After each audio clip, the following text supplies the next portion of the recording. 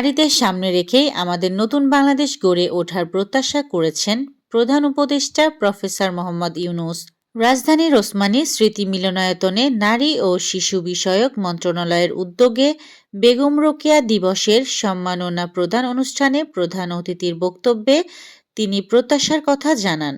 স্থানীয় সরকার, পল্লী উন্নয়ন ও সমবায় মন্ত্রণালয় এবং যুব ও ক্রীড়া মন্ত্রণালয়ের উপদেষ্টা আসিফ মাহমুদ সজীব ভুঁইয়া সমসাময়িক বিষয় নিয়ে সংবাদ সম্মেলন করবেন আগামীকাল বুধবার বিকালে।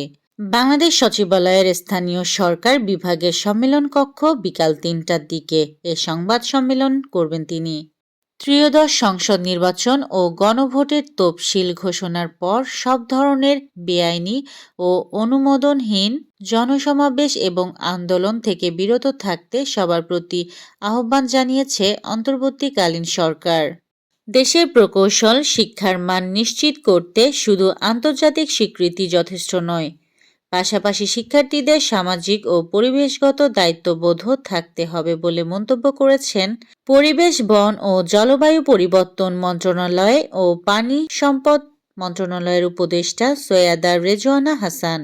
বাগেরহাটে সংসদীয় আসন 4টি থেকে কমিয়ে 3টি আসন করা সংক্রান্ত নির্বাচন কমিশনের গেজেটের বৈধতা নিয়ে শুনানি আগামীকাল বুধবার 10 ডিসেম্বর পর্যন্ত মুলতবি করেছেন সুপ্রিম কোর্টের আপিল বিভাগ।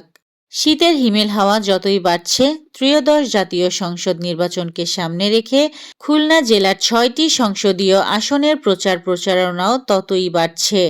প্রতিদিন ভোরে কুয়াশার চাদর ভেদ করে বিএনপি জামায়াতে ইসলামীর প্রার্থীসহ নেতাকর্মীরা ভোটারদের মন জয় করতে প্রচারণায় বেরিয়ে পড়ছেন।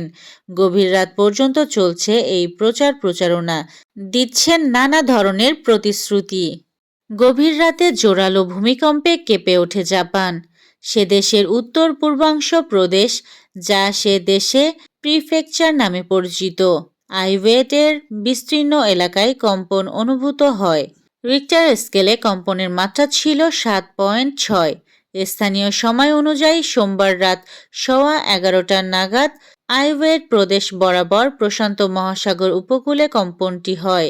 আগামী 12 ডিসেম্বর জাপানে মুক্তি পাচ্ছে বাহুবলী দ্য এপিক ছবির প্রচার করতে গিয়ে জাপানে আটক প্রভাস। ইতালি থেকে জঙ্গি বিমান ইউরোফাইটার টাইফুন কিনতে আলোচনা চলছে। এরই অংশ হিসাবে আজ মঙ্গলবার ইতালির প্রতিরক্ষা সরঞ্জাম নির্মাতা প্রতিষ্ঠান লিওনার্দো এসপি এর সঙ্গে লেটার অব ইন্টেন্ট বা সম্মতিপত্র সই করেছে বাংলাদেশ বিমান বাহিনী। আগামী 26 ডিসেম্বর বাংলাদেশ প্রিমিয়ার লিগে এবারের আসরের পর্দা উঠছে। ইতিমধ্যেই অনুষ্ঠিত হয়েছে নিলাম, চলছে আসর শুরুর শেষ সময়ের প্রস্তুতি।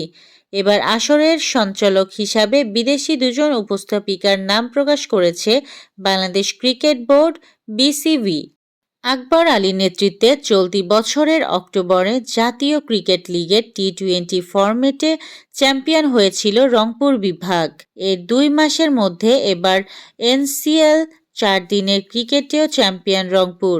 গতকালই লাল বলের এনসিএলে চ্যাম্পিয়ন হওয়ার সুবাতাস পাচ্ছিল রংপুর। হিসাব বাকি ছিল কেবল আজকের বিকেল পর্যন্ত। এই ছিল আজকের শীর্ষ সংবাদ। ছিলাম আমি ইয়াসমিন আক্তার, সুরমা টিভি 24।